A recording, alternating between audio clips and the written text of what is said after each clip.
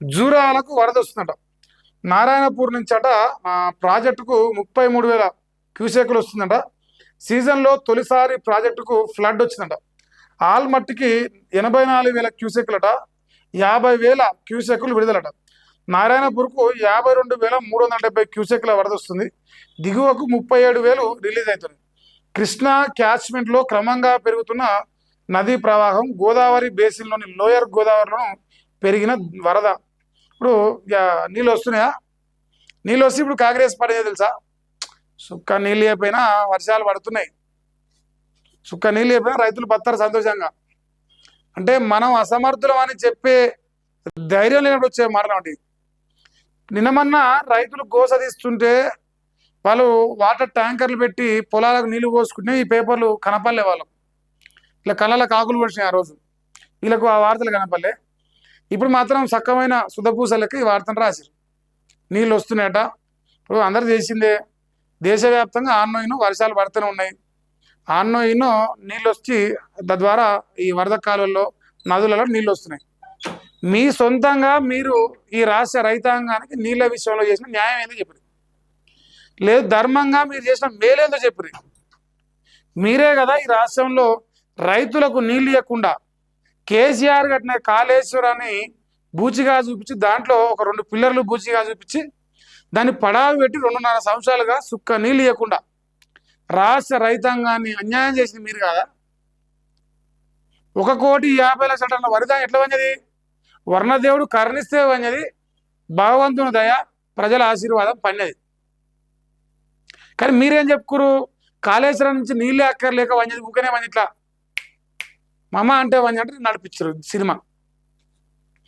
ఇవాళనేమో దొంగ లెక్క రాసిగా చూడరా. 4-5 రోజులు వర్షాలు పడుతున్నట. రాష్ట్ర వ్యాప్తంగా విస్తారంగా కురుస్తాయట. ఐఎండి వాయవ్య బంగాళాఖాతంలో వాయుగుండం అట. హైదరాబాద్లో సాయంత్రం నుంచి ఎడతెగని వర్షం పడుతుందంట. మరి ఆల్రెడీ అందరు తెలిసిందే. సో 10 రోజుల్లో మరింత వరద వస్తట. గోదావరి నదికి వరద స్వల్పంగా పెరుగుతుందట. భద్రాచలం వద్ద ఆదివారం సాయంత్రం 4 గంటలకు గోదావరి నీటి మట్టం 17.5 అడుగులుగా నమోదైంది. మహారాష్ట్రలోని నాసిక్ ప్రాంతంలో ఇటీవల భారీ వర్షాలు పడడంతో గోదావరికి మరో 10 రోజుల్లో మరింత ఫ్లడ్ ఇన్ఫ్లో పెరిగే అవకాశం ఉందని ఆఫీసర్లు చెబుతున్నారు. ఎల్నినో కారణంగా వర్షాభావ పరిస్థితులు ఏర్పడంతో ఈ ఏడాది గోదావరికి పెద్దగా వరద రాలేదు. ప్రస్తుత నీటి మట్టమే ఈ ఏడాదికి ఇప్పటి వరకు గరిష్టం కావడం గమనార్హం. ఇప్పుడు అట్లా చెప్పొద్దు. ఇప్పుడు తిప్పిరాసులో వీళ్ళు మేధావులు. గోదావరి నది పైన కాళేశ్వరం లేదా? మరి కాళేశ్వరం అసలు ప్రస్తావనే లేదండి పేపర్లా. పోనీ ఇప్పుడు గోదావరిలో వరద పెరిగింది. నీళ్ళు ఎట్లా వాడుకుంటాం? నీళ్ళు ఏ రకంగా వాడుకుంటాం? మన కృష్ణానదిలో కానీ గోదావరిలో కానీ నీళ్లు వాడుకునే ఆలోచన మీకున్నదా? ఆ నీళ్లు తీసుకొచ్చి రైతులకు వాళ్ళ పొలాలు తడిపే ఆలోచన మీకున్నదా? శూన్యమే. ప్రజలైతే చూస్తున్నారు. మీకు ఎంత ఆలోచన ఉంది? రైతుల పైన ఎంత ప్రేమ ఉంది? ఎన్నికలు వస్తే రైతుల పైన ఎట్లా మాట్లాడతారు? ఎన్నికలు లేనప్పుడు రైతులు ఎట్లా బాధ పెడతారు చూస్తున్నాం. కళ్ళకు సాక్ష్యంగా అనిపిస్తుంది. ఇక మొత్తానికైతే ఇప్పుడు మంచోళ్ళు అయిపోయారు వీళ్ళంతా. రైతుల కట్ట నీళ్ళు వస్తున్నాయి. రైతులు సంతోషంగా ఎవరు